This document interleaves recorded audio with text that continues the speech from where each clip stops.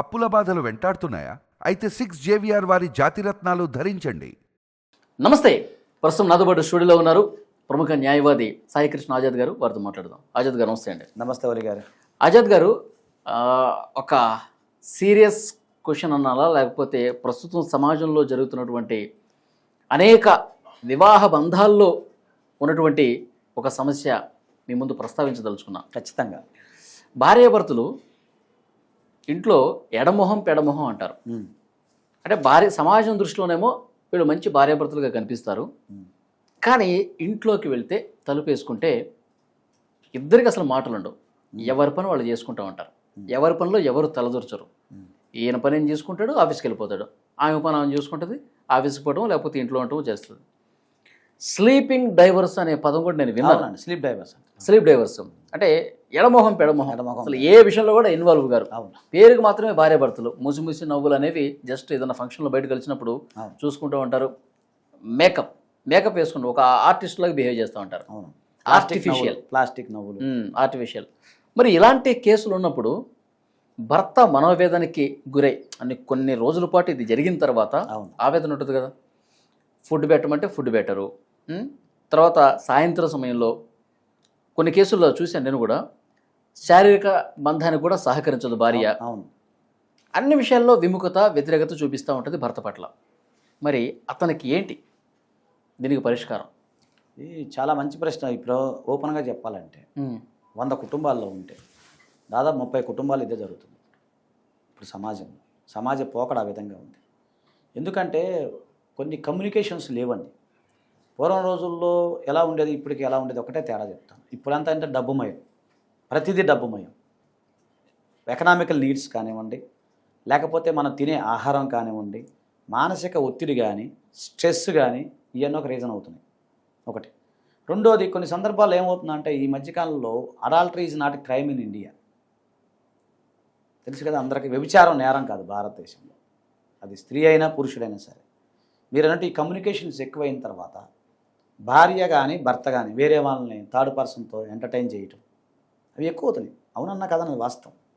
ఎందుకంటే యథార్థవాది లోక విరోధి అంటారు. మన గురించి ఎవరు తిట్టుకున్నా మనకు సంబంధం లేదు. సో ఆ విధంగా ఎక్కువ అవుతాం. మా దగ్గరికి వచ్చేయన్నీ అవి ఉన్నాయి. స్ట్రెస్ ఏదైతే ఉందో, స్ట్రెస్, యాంగ్జైటీ, ఇవన్నీ ఏదో ముందు చూపు, లేని ఊహించుకుంటారు. లేదా ఎదుటి వాళ్ళని చూసి జలసీలు పట్టాలు, ఎదుటి వాళ్ళకి అది ఉందని చెప్పటాలు. ఆ స్థాయికి మనం వెళ్ళాలంటే ఈజీ మనీ సంపాదించాలి.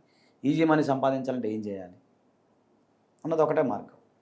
సో ఆ విధంగా కొంతమంది ఉన్నారు. కొంతమంది ఏంటంటే వాళ్ళ యొక్క జీవన సరళిలో కొంతమంది ఉన్నారు. సో వీటి వల్ల ఏంటంటే స్లీప్ డైవర్స్ అనేవి రోజు రోజుకి పెరిగిపోతున్నాయి భారతదేశంలో. ఒకటి. సో ఈ సందర్భంలో ఏమైందంటే జనరల్గా సుప్రీంకోర్టు వారు రీసెంట్గా ఇచ్చిన కొన్ని జడ్జిమెంట్స్లో ఏమవుతుందంటే, భార్య గనక భర్త గనక సెక్స్కి గనక సహకరించకపోతే అతను ఎన్నాళ్ళు ఉంటాడు.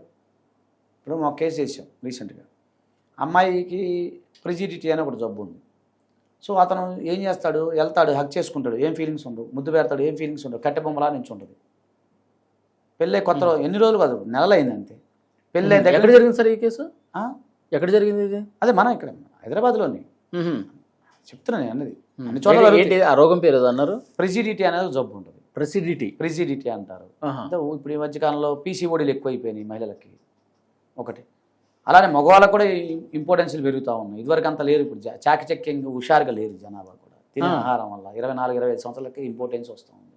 ఎందుకండి బీపీ షుగర్ రావట్లేదు 24-25 ఏళ్ళకి? మన 27 పిల్లగాడికి, 27 సంవత్సరాల పిల్లగాడికి 170/130 ఉంది బీపీ. వాడి వయసు అంత 27 ఏళ్ళు. వాడికి ఏందండి స్ట్రెస్, ఆలోచన, యాంగ్జైటీ, భయం, వీటితో పాటు తినే ఆహారం, ఇవన్నీ ప్రధాన కారణాలుగా కనపడతా ఉన్నాయి. ఒకటి. రెండోది ఏంటంటే ఈ భార్యాభర్తల మధ్య అన్యోన్యమైన సంబంధాలు జరపాలి అంటే టైం లేదు. ఫస్ట్ టైం లేదు. ఇప్పుడు ఉదాహరణకి వీకెండ్ వచ్చింది అనుకోండి, భార్యను తీసుకుని బయటకు వెళ్ళేది ఆలోచన ఇతనికి ఉండదు, ఆమెకు ఉండదు. ఏంటంటే వీళ్ళు ఏం చేస్తారు, మళ్ళీ సంపాదించుకోవాలి, మళ్ళీ ప్రైవేట్ జాబ్. ఇప్పుడు ఒక పని చేస్తాడు, ఇంకో ప్రాజెక్ట్ తీసుకుంటాడు, మళ్ళీ ఆ ప్రాజెక్ట్లో వర్క్లో మునిగిపోతాడు. ఉదయం వర్క్ చేస్తాడు, మధ్య 8 అవర్స్ ఎవరికైనా డ్యూటీ, అంతే కదా సార్. మిగతా 8 అవర్స్ రెస్ట్ తీసుకోవచ్చు కదా, 8 అవర్స్ పడుకోవాలి. కానీ 8 అవర్స్ అట్లా భార్యాభర్తలతో స్పెండ్ చేయరు. 8 అవర్స్ తీసుకుంటారు. 8 అవర్స్ జాబ్ అని ఇంకో దగ్గర పార్ట్ టైం జాబ్ చేస్తాడు. ఇంటికాడ కూర్చొని ఈ మధ్య ర్యాపిడోలు, ఈ మధ్య చాలామందిని చూస్తున్నాను పిల్లల్ని. ఏముందంటే డబ్బు సంపాదించుకోవాలి. వాడు డ్యూటీ అయిపోద్ది, ఆఫీసు ఏదో నైట్ 6ంటికి అయిపోద్ది, 9 దాకా ర్యాపిడో చేస్తాడు వాడు. సరే 500-600 వస్తాయి అనుకుంటాడు. తర్వాత ఏమైనా ఇంటికి వెళ్ళి పడుకుంటాడు, మళ్ళీ పొద్దున్న లేస్తాడు. టైం మీరు ఫ్యామిలీతో ఎక్కడ గడుపుతున్నారు? మళ్ళీ 10ంటికి లేస్తాడు, మళ్ళీ Okay. ఆఫీస్కి వస్తాడు, మళ్ళీ 6 నుంచి 9 వరకు ర్యాపిడోనో జొమాటో పని చేస్తాడు. ఓకే. నేను సార్ అందరూ ఇప్పుడు పర్టికులర్గా ఇక్కడ ఒక పాయింట్ చెప్పి మిస్ చేస్తాను. సో ఈ విధమైన కాన్సెప్ట్ ఒకటి. రెండోది భార్యాభర్తల మధ్య అనుబంధానికి కొంత టైం అనేది కుటుంబానికి కేటాయించాలి. అది కేటాయించకే కాబట్టి ఇలాంటి సమస్యలు అన్నీ వస్తున్నాయి. ఇప్పుడు మీరు చెప్పినట్టు ఆ స్లీప్ డైవర్స్ కొనసాగుతున్నటువంటి సమయంలో భర్త మనోవేదనకి గురవుతా ఉన్నాడు, అవును. అసలు అన్ని రకాల సుఖాలు అతను మిస్ అవుతా ఉన్నాడు. అవును, అందుకే ఆవేదన. అవును.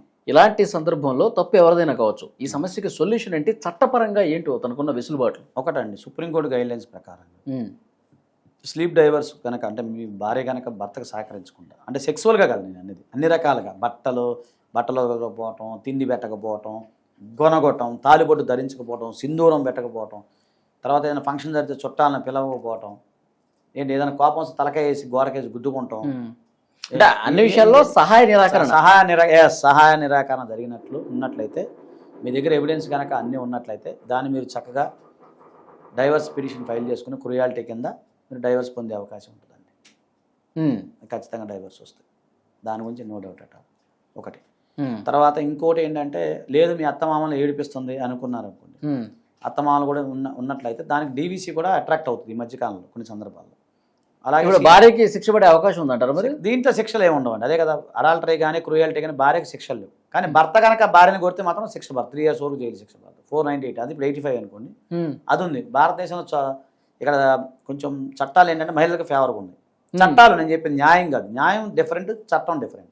కానీ న్యాయం మాత్రం ఖచ్చితంగా పురుషుడే గెలుస్తున్నాడు. మేము చేసే ప్రతి కేసులో కూడా పురుషుడిగా గెలుస్తున్నారు. కొంత సమయం పడుతుంది. ఎక్కడైతుందంటే చట్టాన్ని మిస్యూజ్ చేయడం ఏంటంటే 85 BNS కింద కేసు పెడతాము. కేసు పెట్టంగానే ఏమవుతుంది, పోలీసు వారు తీసుకెళ్ళి అతనికి స్టేషన్ బెయిల్ ఇస్తారు. తర్వాత అతను 3 years జైలు శిక్ష. కానీ ఇంతవరకు 100 కేసులు నమోదైతే కూడా ఎవరికి జైలు శిక్ష పడదు ఆ కేసుల్లో. కాకపోతే ఈ మధ్యకాలంలో ఇతను పడే స్ట్రెస్, యాంగ్జైటీ, కోర్టు చుట్టూ తిరగటాలు, ఇవన్నీ ప్రాబ్లం అవుతుంది. ఓకే. కాబట్టి ఏంటంటే ఇవన్నీ మనం ఆలోచించుకోవాలి first of all. Yeah, thank you very much. Thank you.